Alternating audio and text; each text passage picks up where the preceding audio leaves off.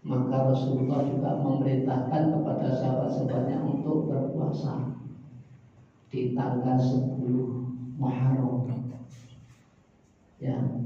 Kemudian Rasulullah menyampaikan untuk membedakan dengan umat yang lain, yaitu umat Yahudi, maka kita dianjurkan di puasa tanggal 9, tanggal 10 itu dianjurkan oleh Rasulullah SAW. Maka di awal ini saya mengingatkan untuk diri saya dan kita semua yang jenengan bisa monggo puasa nanti di hari Selasa dan hari Rabu. Ya, siapa tahu kita tidak ketemu lagi dengan bulan Muharram. Di antara fadilah daripada keutamaan puasa di bulan Muharram bisa menghapus dosa kita yang lalu. Tidak ada di antara kita yang kita nggak berdosa. Jamaah sekalian yang dimuliakan oleh Allah Subhanahu wa taala, ada hadis Nabi yang sangat terkenal yang diriwayatkan oleh Muslim, yaitu an Amiril Mukminin Abi Hafsin Umar bin Khattab radhiyallahu anhu, sami'tu Rasulullah sallallahu alaihi wasallam yaqul innamal a'malu binniyat wa innamal likulli imri'in ma nawa faman kana hijratuhu ila Allahi wa rasulih fa hijratuhu ila Allahi wa rasulih faman kana hijratuhu lid-dunya yusibuha aw imra'atin yankihuha fahijratu ila ma hajara ilaihi. Jemaah sekalian yang dimuliakan oleh Allah Subhanahu wa taala, artinya kurang lebih hadis ini adalah bahwa dari Amirul Mukminin Abi Hafsin. Jadi Umar itu punya gelar Abi Hafsin, ayahnya Hafsah. Ya. Mendengar dari Rasulullah bahwa Nabi pernah ngendika innamal a'malu binniyat. Semua amal perbuatan itu tergantung niat kita. Wa innamal likulli imrin ma nawa. Maka apa yang diniatkan itulah nanti yang akan diberi pahala oleh Allah. Faman kana hijratu ilallahi wa rasuli, siapa yang ikut hijrah bersama Nabi itu untuk Allah, niat karena Allah dan Rasulullah, maka hijrahnya akan mendapatkan pahala dari Allah Subhanahu wa taala. Wa man kana hijratu lidunya yusibuha aw imra'atin yankihuha fa hijratu ila ma hajara ilaihi. Tapi siapa yang hijrahnya ini untuk dunia, untuk mendapatkan dunia atau untuk mendapatkan seorang wanita, maka hijrahnya itulah yang akan dia dapatkan pahalanya. Jamaah sekalian yang dimuliakan oleh Allah Subhanahu wa taala, hadis ini sangat terkenal. Bahkan Imam Syafi'i mengatakan sepertiga agama kita itu di sini letaknya. Maka pada kesempatan kali ini kita harus memperbaiki niat kita, memperbaharui niat kita yang selama ini mungkin keliru, diluruskan. Jangan bisa bayangkan, hijrah bersama Rasulullah itu bukan seperti kita meninggalkan rumah ke tempat ini atau dari kampung kita menuju Bali. Tetapi hijrahnya Rasulullah dari Makkah ke Madinah itu tantangannya, ya, rintangannya, godaannya, gangguannya sangat luar biasa. Bersamaan itu paman Rasulullah sendiri yang punya gelar Abu Lahab dan Abu Jahal membuat sayembara. Karena apa? Sayembaranya siapa yang bisa menangkap hidup atau mati namanya Muhammad, dia akan mendapatkan hadiah. Hadiahnya nggak semain-main, Pak. Luar biasa, 100 unta merah. unta yang sangat harganya mahal saat itu. Jamaah sekalian yang dimuliakan oleh Allah Subhanahu wa taala. Dan hijrah Rasulullah ini bukan yang pertama untuk meninggalkan Mekah. Karena apa? Karena di Mekah pada saat itu dakwah Rasulullah tidak mendapatkan sambutan yang sangat baik. Yang pertama, Rasulullah hijrahnya ke Habasyah. Di Habasyah itu rajanya beragama Nasrani. Harapannya sama-sama agama samawi mudah-mudahan diterima. Dan Habasyah itu Mekah ke Habasyah itu perjalanan sangat jauh. Habasyah itu kalau sekarang Ethiopia, jauh sekali. Ke Habasyah 2 kali ditolak. Kenapa Rasulullah hijrah? Yang harus kita ketahui bersama, itu Nabi mempertahankan daripada akidah Islamiyah, menyelamatkan kita. Jadi Nabi hijrah dari Makkah ke Madinah itu menyelamatkan agama Islam ini. Saking cintanya kepada Islam, Rasulullah rela meninggalkan Makkah bersama Abu Bakar. Sebagaimana kita ketahui bahwa Madinah itu posisinya berada di utara dari kota Makkah. Tetapi Rasulullah tidak langsung menuju ke utara. Rasulullah menuju ke arah selatan. Dan sebagaimana kita ketahui bahwa kalau Mekah ke selatan itu arahnya lebih susah ditempuh perjalanan. Dan Rasulullah saking ngati-ngatinya, Nabi tidak mau menggunakan sebagaimana kita saat ini. Kalau kita mau camping, ya, mau kemah, mau mengadakan di Bedugul misalnya bermalam, itu persiapannya luar biasa. Nabi jalan dengan kaki, tanpa alas kaki, sampai berdarah-darah. Naik turun bukit, Masya Allah, tujuannya satu, supaya umatnya selamat dari siksa api nerakanya Allah Subhanahu wa ta'ala. Hijrahnya Rasulullah ke Madinah itu benar-benar karena lillahi ta'ala. Nah, pada saat perjalanan hijrah Rasulullah itu ada salah satu seorang sahabat Rasulullah, seorang laki-laki ikut juga dalam rombongan itu. Ternyata ikutnya sahabat ini karena calon istrinya juga ikut hijrah ke Madinah. Sehingga berita ini didengar oleh Rasulullah, maka Rasulullah menyampaikan itu. Faman kanat hijratuhu lidunya yusibuha aw imra'atin yankihuha fa hijratuhu ila ma hajara ilaihi. Kalau hijrahnya ikut Rasulullah itu bukan karena Allah, karena harta, karena dunia, maka hijrahnya pahalanya ya seperti apa yang diniatkan. Padahal kita tahu betapa besarnya pengorbanan orang-orang sahabat Rasulullah ketika ikut hijrah bersama Rasulullah ke Madinah. Dan ini taruhannya nyawa. Terbukti ketika Rasulullah tidak lama dari meninggalkan kota Makkah itu dikejar oleh seorang pemuda yang gagah berani yang namanya Suraqah. Dikejar Rasulullah dan ingin ditebas dengan pedangnya Suraqah. Tapi ketika mau merebaskan pedangnya, jatuh bersama kudanya. Berkali-kali jatuh sampai akhirnya Suraqah memanggil Rasulullah, "Ya Muhammad, berhentilah. Aku tidak akan membunuhmu. Ajari kalimat yang engkau bawa supaya aku juga ikut bersamamu."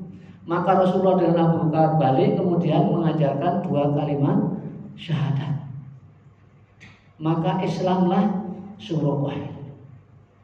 Maka ketika pasukan-pasukan kafir Quraisy mencari Rasulullah, apakah engkau melihat Ciri-cirinya disebutkan orang ini, saya tidak melihat.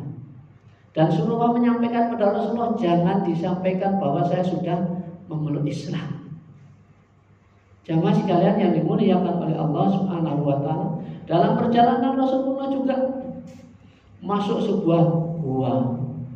Masya Allah, kalau jenengan nanti diberi kesempatan oleh Allah bisa haji dan umrah, mudah-mudahan dimudahkan. Guanya itu kalau kita lihat bukan seperti gua yang ada di Indonesia, Pak. Jadi gua itu kalau nginceng aja, bukan nginceng ya, apa nginceng, ngintip, Pak. Bahkan ada yang mengatakan kalau seandainya pasukannya Abu Lahab, Abu Jahal itu digigit nyamuk dan melihat kakinya yang digigit, pasti dia akan ketahuan bahwa Rasulullah berada di situ. Tetapi oleh Allah Subhanahu wa taala di sana ada burung yang masih angker, tahu ya, yang masih angker, dan di situ ada jaring laba-laba. Tidak mungkin ada orang lewat ini tanpa ada jaring laba-labanya rusak. Maka ketika kita mempelajari sirah nabawi, yang perjalanan dakwah Rasulullah seperti itu, Pak, kita itu benar-benar harus berterima kasih kepada Rasulullah SAW bahwa perjuangannya menyampaikan Islam kepada kita itu taruhannya nyawanya Rasulullah SAW. Maka kita kalau sebagai orang yang sudah mengucapkan 2 kalimat syahadat, kemudian tidak pernah sholawat kepada Kanjeng Nabi Muhammad SAW, terus kita itu termasuk apa, Pak? Bahkan Nabi mengatakan kepada kita, orang kalau mendengar namaku disebut kemudian dia tidak mengucapkan sallallahu alaihi wasallam, itulah cirinya umat yang paling pelit, yang paling medit. Dawuh pun Kanjeng Nabi. Makanya jangan kalau biasa kan di mana-mana mendengar sallallahu ala Muhammad, kemudian Allahumma sholli ala Muhammad, ikut jenengan. Ada yang menyebut Nabi Muhammad sallallahu alaihi wasallam meskipun di dalam hati niatkan semata-mata melaksanakan perintah Kanjeng Nabi. Karena apa? Nanti di padang mahsyar itu tidak ada yang bisa memberikan syafaat. Nabi-nabi dari Nabi Adam sampai Nabi terakhir yaitu Nabi Muhammad, satu-satunya yang bisa memeringankan daripada apa yang kita bebankan, dibebani nanti dosa-dosa kita. Hanya Nabi yang bisa memberikan pertolongan. Misalnya Nabi Adam dimintai, coba dengan Nabi Adam, tolong saya diringankan dosa saya, azab saya dari Allah. Tidak bisa saya. Datang jenengan ke Nabi Ibrahim, tidak bisa. Sampai terakhir ke Nabi Isa juga mengatakan saya tidak bisa. Sana datanglah kepada Muhammad sallallahu alaihi wasallam. Makanya dengan ini termasuk kuntum khaira ummatin ukhrijat linnas ta'muruna bil ma'ruf wa tanhauna 'anil munkar. Sebaik-baik umat itu ya umatnya Kanjeng Nabi Muhammad. Meskipun orangnya macam-macam, ya kan? Umat Nabi Muhammad itu umat yang paling sempurna, tetapi saking sempurnanya juga aneh-aneh orangnya. Jangan personal hari-hari ini dihebohkan dengan satu orang, saya sebutkan namanya, nggak boleh sebutkan namanya, ciri-cirinya saja, rambutnya panjang, kurus, ngomongnya sudah makoli-makoli. Itu hati-hati. Loh itu banyak pengikutnya. Loh Pak, jenengan jangan tergoda dengan pengikutnya. Yang ngaku Nabi ada enggak, Pak? Ada. Banyak. Ya kan, bahkan banyak. Juga ada enggak pengikutnya? Ada. Nanti kita itu akan terpecah menjadi 73 golongan. Makanya hati-hati kita. Akhir zaman ini sudah dekat dengan kita.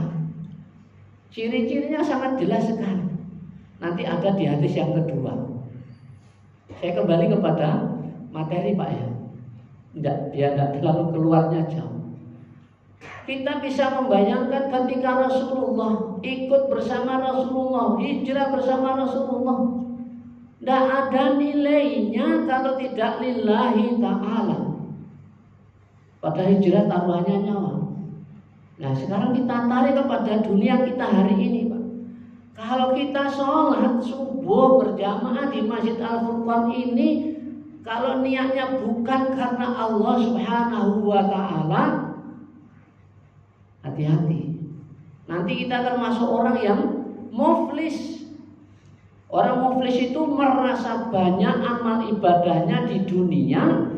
Ketika nanti kita menginginkan mendapatkan catatan amal baiknya dari Allah, fa'amman utiya kitabahu biyaminihi fasawfa yuhasabu hisaban yasira. Ternyata kita menerimanya dari Amman utiya kitabahu wara'a dhahri fasawfa yad'u subura wa yasla sa'ira. Ini ayat Al-Qur'an yang sering kita baca. Orang yang amalnya baik, ibadahnya lillahi ta'ala karena Allah semata-mata, nanti menerimanya tangan kanan dari depan Pak. Bayangkan, jenengan kalau menerima sesuatu dari depan dan diterima dengan tangan kanan, gampang atau susah? Pasti gampang, mudah. Fa amman utiya kitabahu wara'a dhahrihi, dan nanti ada sebagian orang yang menerima catatan amal baik buruknya itu dengan tangan kiri dari balik punggungnya. Ini Pak seperti ini, nggak bisa delok, nggak bisa lihat siapa yang memberi, siapa nanti gimana posisinya, nggak bisa. Maka ketika kita beramal tidak karena Allah, mungkin misalnya membantu, nggak enak sama pengurus masjid, saya sudah kelihatan dikenal di Masjid Al-Furqan, pas korban ada pengumuman kurang 1 kambing, kurang 1 untuk sapi, saya 1 untuk, kalau nggak saya nggak selesai, kalau nggak saya nggak dapat sapi. Itu berbahaya. Maka lillahi ta'ala, semua amal ibadah kita tergantung dalam niatnya.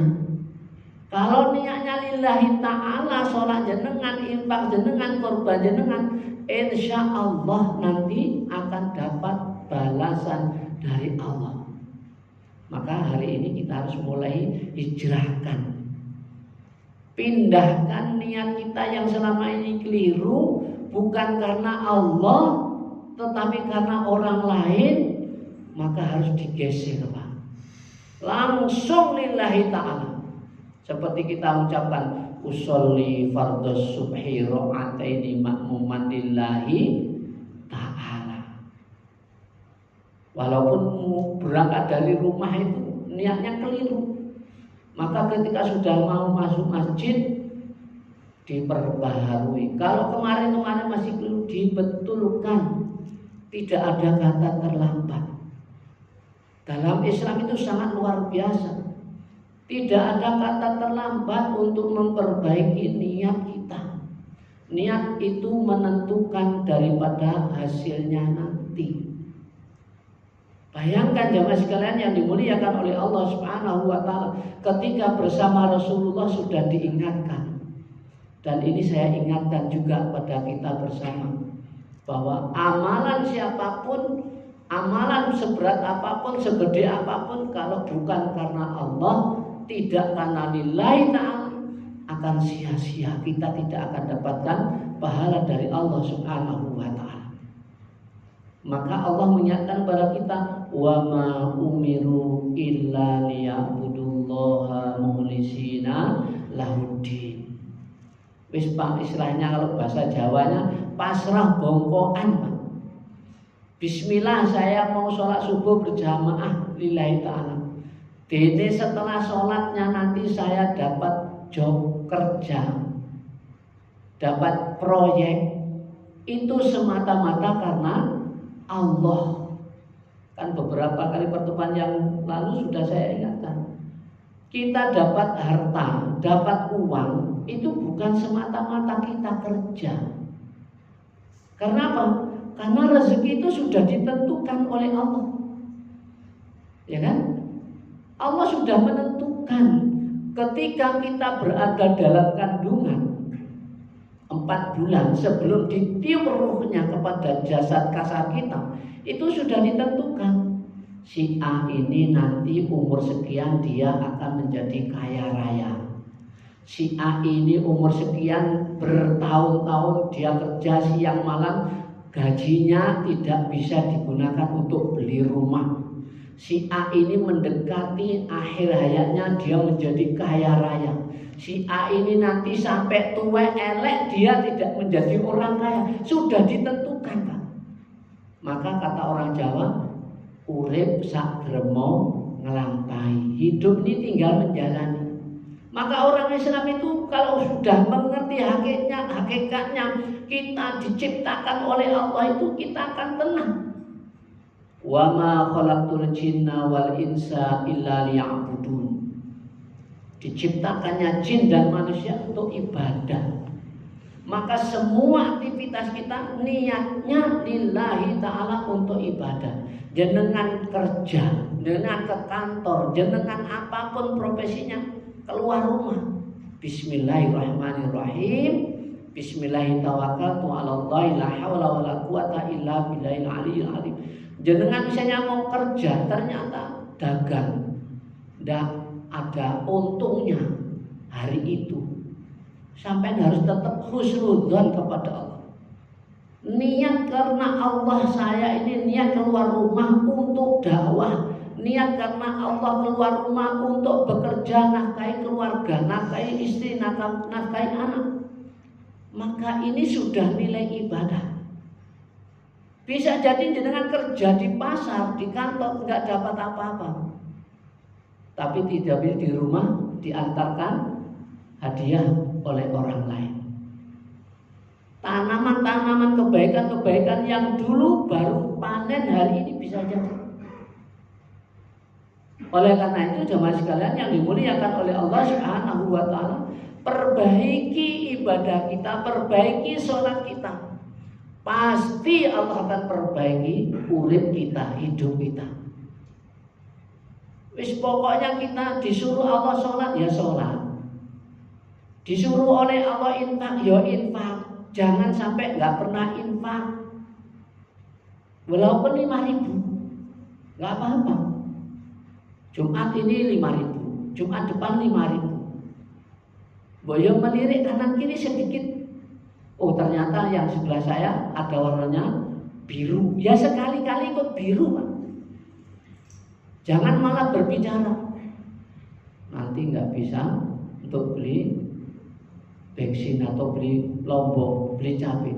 Lillahi ta'ala, Allah sudah menjanjikan dalam Al-Quran, mathalul ladzina yunfikuna amwalahum fi sabilillah kamasali habbatin ambatat sab'a sanabila fi kulli sumbulatin mi'atu habbah wallahu yudha'ifu liman yasha wallahu wasi'un 'alim. Satu ini yang diperumpamakan oleh Allah akan tumbuh menjadi 7 tangkai. Masing-masing tangkai menjadi 100, berarti 1 dibanding 700. Wallahu yudha'ifu liman yasha. Allah akan melipat gandakan lebih banyak daripada 700. Wallahu wasi'un. Jamaah sekalian yang dimuliakan oleh Allah Subhanahu wa taala, godaan kita di Islam ini besar. Gangguannya banyak, tantangannya banyak. Alladzi khalaqal mauta wal hayata liyabluwakum ayyukum ahsanu amala. Maka kembali ke hijrahnya Rasulullah. Kata Rasulullah, tidak ada hijrah setelah Fathu Makkah. Apa hakikat hijrah itu, Pak? Hijrah yang dimaksudkan Rasulullah setelah Fathu Makkah, setelah pembebasan dari kota Makkah itu dibebaskan, itu hijrahnya orang Islam, yaitu pindahnya kita dari perbuatan yang tidak dibenarkan Allah menuju yang dibenarkan oleh Allah. Kalau yang selama ini ibadah kita belum sesuai yang diinginkan oleh Allah, belum sesuai yang diajarkan oleh Rasulullah, ayo diperbaiki sebagaimana yang diinginkan Rasulullah Shallallahu Alaihi Wasallam. Mungkin kemarin kita ibadah kita, sholat kita, ngaji kita masih nggak enak sama mertua, nggak enak sama istri, nggak enak sama anak. Pindahkan Pak, niat Bismillah, saya mau ngaji lillahi ta'ala. Pak Rasid, bisa enggak kalau saya mau ngaji kemudian lillahi ta'ala biar kaya raya? Boleh. Saya mau membaca surat ini biar saya kaya raya sehingga saya bisa banyak infaknya. Boleh. Ikhlas bukan berarti enggak boleh minta apa-apa sama Allah. Justru Allah itu senang kalau minta banyak. Bukan seperti kita. Ya, Allah itu bukan seperti kita. Kalau kita kan dimintai banyak kan. Nah, sebelah saya menyampaikan ngerundel Pak. Dikasih duit 10 juta sama Allah, duit bingung nih Pak. Tidak ingat sama yang fakir miskin, tidak ingat sama tetangganya. Sampai kaya itu sebenarnya diuji oleh Allah. Makanya ada list itu Pak ya. Pembangunan kayak tadi ada berita ada saudara kita yang kebakar rumahnya, mudah-mudahan diberikan ketabahan dan kesabaran dan mudah-mudahan diganti oleh Allah. Kalau ada saudaranya begitu, ya sampainya jangan pura-pura nggak dengar, segera keluarkan dari kantong. Kalau perlu tanya nomor rekeningnya berapa, kalau ada. Kalau nggak ada, diam-diam datang ke rumahnya, apa yang diperlukan. Mungkin kasurnya yang terbakar atau bajunya terbakar, bawakan baju ke sana. Kenapa? Sabda Rasulullah SAW, Allah tidak akan membantu hambanya selama hambanya tidak mau membantu saudaranya. Kalau saudara kita ada yang kebakaran, dibantu. Ada saudara kita yang kena musibah, dibantu. Enaknya hidup di Islam itu seperti itu. Kenapa? Rasulullah menggambarkan orang Islam itu bagaikan satu tubuh. Kalau satu yang kena musibah, yang satu juga harus merasakannya, dibantu. Kata Allah, wa ta'awanu 'alal birri wat taqwa, wa la ta'awanu 'alal itsmi wal 'udwan. Disuruh oleh Allah, diperintah oleh Allah, kita membantu dengan kebaikan dan takwa. Wala ta'awanu 'alal itsmi wal 'udwan. Jangan membantu dalam permusuhan dan dosa. Hati-hati. Kita hidup tidak lama. Kalau sudah ada berita inna lillahi wa inna ilaihi rajiun, itu berarti sudah berhenti, kita tidak bisa ibadah lagi. Tidak bisa infak, tidak bisa sholat subuh berjamaah, tidak bisa sedekah. Sudah tutup. Idza mata ibnu adama in qata'a amalu illa min talatin. Kata Rasulullah, kalau kita meninggal dunia sudah terputus amal. Maka ketika Allah masih berikan sehat, ya tambahilah ibadahnya. Yang belum pernah ngaji, ya ngaji. Yang belum bisa ngaji, ya belajar. Jangan malu-malu. Maka setiap ada kesempatan saya mengisi ceramah di sini, ngaji itu penting, Mak. Bisa ngaji itu penting, Mak. Kalau sampai hari ini belum bisa ngaji, tolong dibukakan hatinya, dibukakan waktunya untuk belajar membaca Al-Quran. Iqra'ul Quran fa innahu ya'ti yaumal qiyamati syafi'an li ashabihi. Dawuhipun Kanjeng Nabi Muhammad sallallahu alaihi wasallam, disuruh kita bacalah Al-Quran. Sesungguhnya Al-Quran itu yang kita baca nanti syafi'an li ashabi, bisa memberi syafaat kepada yang membaca. Siapa di antara kita yang malas membaca Al-Quran? Jangan diteruskan, Pak. Stop. Hijrah menjadi rajin ngaji, Pak. Huruf-huruf Al-Quran inilah nanti yang akan memberikan syafaat pada hari kiamat nanti. Sampai kalau tidak percaya tidak apa-apa. Saya cuma menyampaikan. Hari ini kalau belum bisa ngaji, cepat belajar ngaji. Meskipun jenengan nanti misalnya Pak, kalau ada metode kan banyak metode ngaji Pak ya. Ada metode qiraati, ada metode tilawati, ada metode umi, macam-macam, ada bardi dan semacam-macam. Ketika misalnya jenengan belajar metode umi itu ada 6 jilid, sampai baru dapat 3 jilid, waktu ini jenengan dipanggil oleh Allah untuk menghadap menyelesaikan tugas jenengan di dunia, meninggal dunia. Tetap ini akan berpahala, Pak. Pahalanya apa? Ketika jenengan belum bisa ngaji, kok kemudian belajar ngaji di juz ketiga, jilid ketiga jenengan meninggal dunia, maka nilainya ini sama, jenengan sudah menyelesaikan 6 jilid itu. Artinya apa? Sudah bisa membaca Al-Quran. Walaupun jilid 3 itu belum bisa lancar baca Al-Quran. Karena apa? Di saat Rasulullah hijrah, ada juga sahabat Rasulullah yang sakit-sakitan. Dia meninggal di perjalanan. Dan sahabat bertanya, ya Rasulullah, apakah orang sahabat kita yang meninggal di perjalanan ini termasuk juga sudah nilai hijrahnya sama dengan kita yang sudah sampai ke Madinah? Dijawab Rasulullah, dia sempurna hijrahnya. Makanya mumpung kita masih hidup, masih sehat, yang kemarin-kemarin kurang baik, segera niat dalam hati, Pak.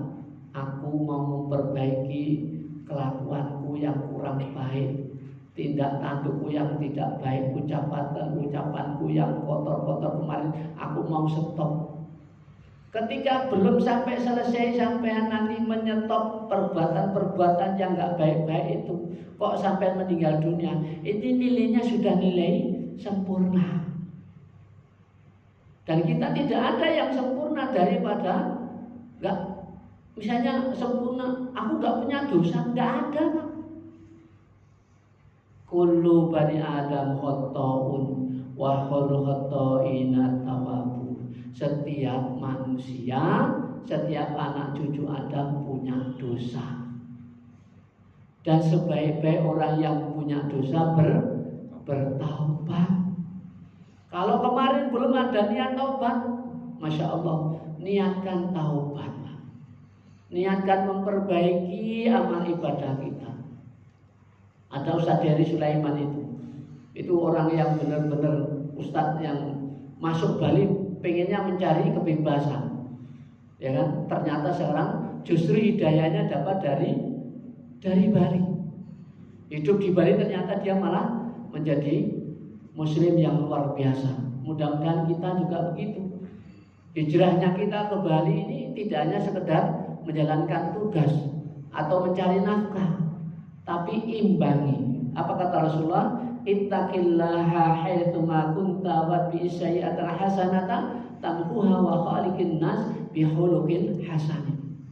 Ayo Pak, kita enggak ada terlambat Pak. Kita perbaiki sholat kita perbaiki ngaji kita perbaiki infak kita perbaiki sedekah kita. Semua yang kita miliki hanya titipan Allah, bukan milik kita, Pak.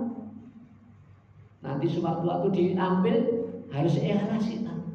Istri kita itu bukan milik kita, cuma dititipi. Wis kalau cantiknya kayak apa, istri kita cuma titipan, Kan. Kita ngaji di sini ternyata pulang nanti isinya ada yang meninggal dunia. Ya sudah, innalillahi wa inna ilaihi rajiun. Segera mandikan, dikafani, sholati, dikuburkan. Bagi bapak-bapak, nanti malam misalnya pagi ini isinya meninggal, nanti malam ada yang cocok, langsung menikah, boleh. Ya, tapi saya nggak mendoakan istri jenengan meninggal dunia, janganlah. Ada yang bilang amin tadi. Terus? Ada yang bilang yang amin. Yang amin ya nggak apa-apa. Tadi ini betul Pak. Jadi harta kita titipan Allah, anak kita titipan Allah. Kadang-kadang kita kalau dititipi Allah seakan-akan kita pemiliknya. Keliru itu. Makanya saya mendidik dalam rumah tangga saya, anak saya dua-duanya perempuan. Biar aja keluar dari Bali untuk mencari ilmu. Di bumi Allah akan dijaga oleh Allah. Kan biasanya orang Jawa anak perempuan itu disayang-sayang berlebih-lebih, seakan-akan kita mampu melengkapi, memberikan kebutuhan sepenuhnya. Tidak. Semua yang mengatur Allah. Coba dibuka surat Luqman. Ya bunayya innaha intakum misqala habbatin min khardalin fatakun fi sahratin aw fis samawati aw fil ardi ya'ti bi Allah innallaha latifun khabir. Semua dalam kendali Allah, semua dalam pengawasan Allah.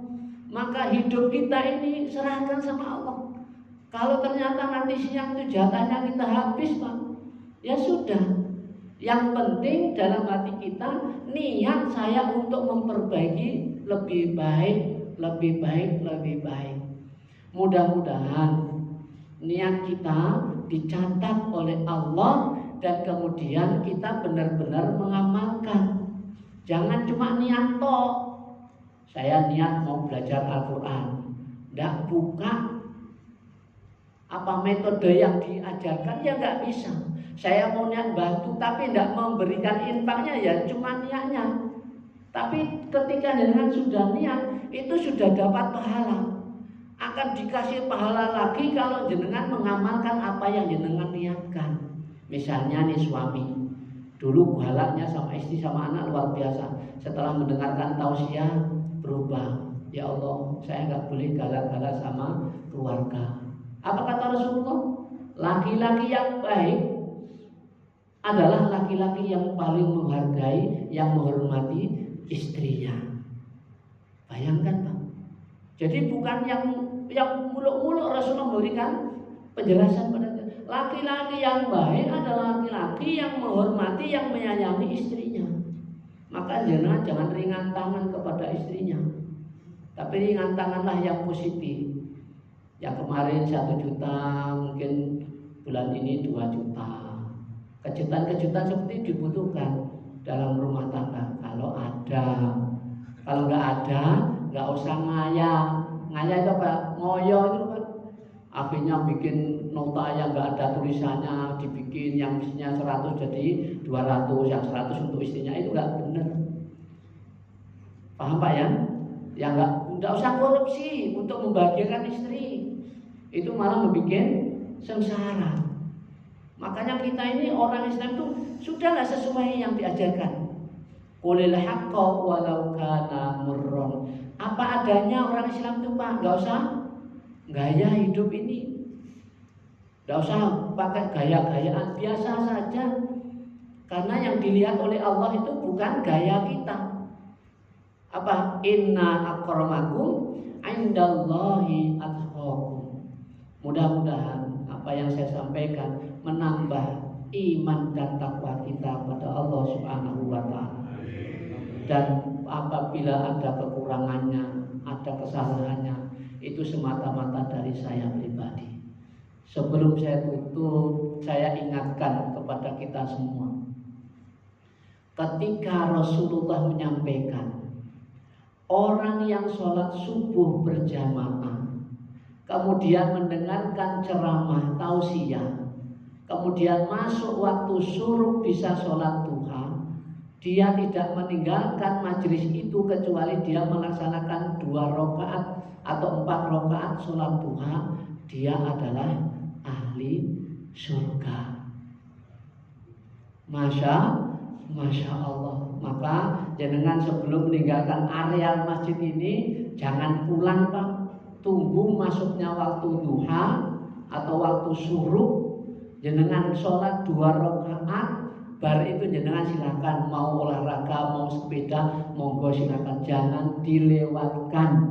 Ini sudah saya sampaikan sehingga nanti jenengan di akhirat tidak bisa komplain sama saya. Sholat subuh berjamaah diteruskan mendengarkan tausiah, ditambah sholat 2 rakaat atau 4 rakaat sholat duha, itu orang dapat surganya dari Allah Subhanahu wa ta'ala. Bisa bayangkan pahalanya.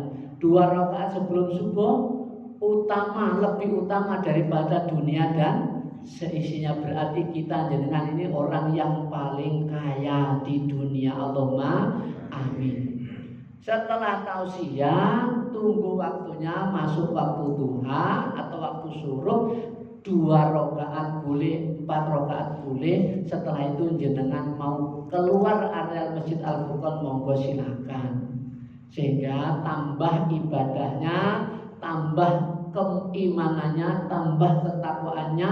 Kata Allah, wa may yattaqillaha yaj'al lahu makhraja wa yarzuqhu min haitsu la yahtasib.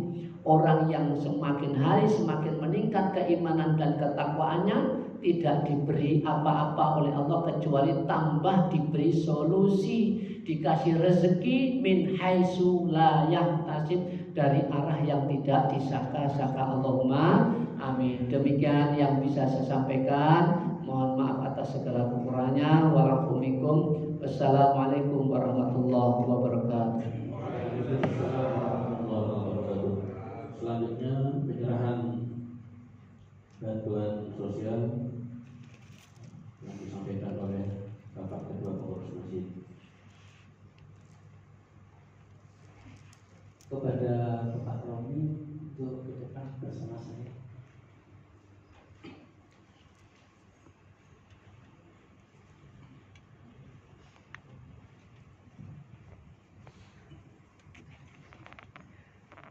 Assalamualaikum warahmatullahi wabarakatuh. Jamaah Subuh Masjid Al-Furqan yang dimuliakan Allah Subhanahu wa taala, pada pagi hari ini akan kami serahkan bantuan sosial dari infak Masjid Al-Furqan. Itu salah satu saudara kita Bapak Romi yang beberapa hari yang lalu, tepatnya tanggal 4 Juli 2024, mendapat musibah, yaitu rumahnya terbakar, yang posisi rumahnya ada di Jalan Halmahera nomor 47A, Sana Denpasar, tepatnya sebelah utara Masjid An-Nur, itu lurus ke barat nomor 47A. Pada kesempatan ini Pak Romi dari masjid membantu untuk meringankan sebagian beban yang Bapak terima, berupa uang sebesar 5 juta rupiah. Ini akan saya serahkan sebelumnya untuk menandatangani itu.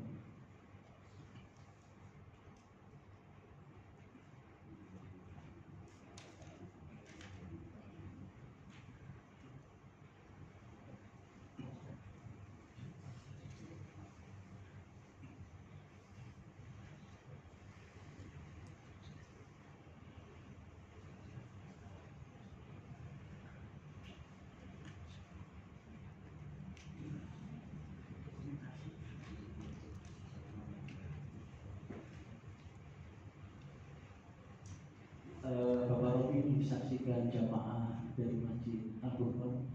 Sekali lagi semoga ini bisa mengurangi sebagian dari beban yang diterima Pak. Terima kasih.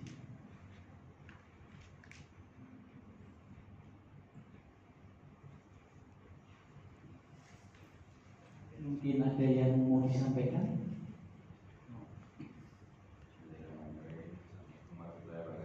Waalaikumsalam. Alhamdulillah atas bantuan dari jamaah dari Masjid Al-Furqan